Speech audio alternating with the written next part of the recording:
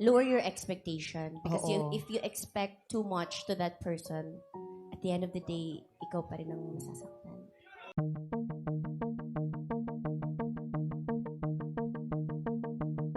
Usap-usapan ngayon ang mga hugot ni Kim Chu ngayong araw sa noontime show na It's Showtime. Matatandaan na patuloy pa rin ang bulong-bulungan na may tampuhan sina Sian Lim at Kim Chu.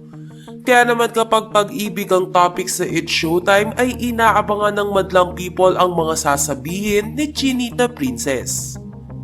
Sa segment na tawag ng tanghalan nga ay pinag-usapan ni na Chang Ami, Kuis Bong at Kim Chu ang buhay pag-ibig ng TNT contender.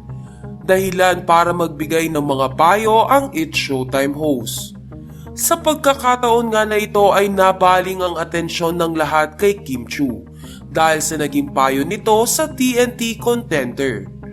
Ayon kasi kay Kim Chu, lower your expectation. Because if you expect too much to that person, at the end of the day, ikaw pa rin ang masasaktan. Life goes on.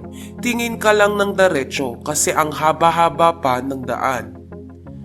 Sabay-sabay nga na nag-react ang mga tao sa studio sa sinabi ni Kim Chu dahil damang-dama nila ang hugot na ito ni Chinita Princess.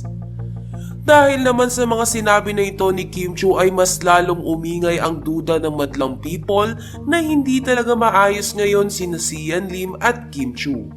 Nila ay kapansin-pansin kasi sa mga kamakailang episode ng It's Showtime ang pang-aasar ng Showtime host kay Kim Chu. Sa katunayan, ngayong araw din sa It's Showtime ay napagkaisahan ulit si Kim Chu hinggil sa love life nito. Gayunpaman, nananatiling matatag ang Kim Sipan sa problemang kinakaharap ngayon ng kanilang mga idolo. Nila ay pangahawakan nila ang sinabi ni Kim Chu na maayos sila ni Sian Lim.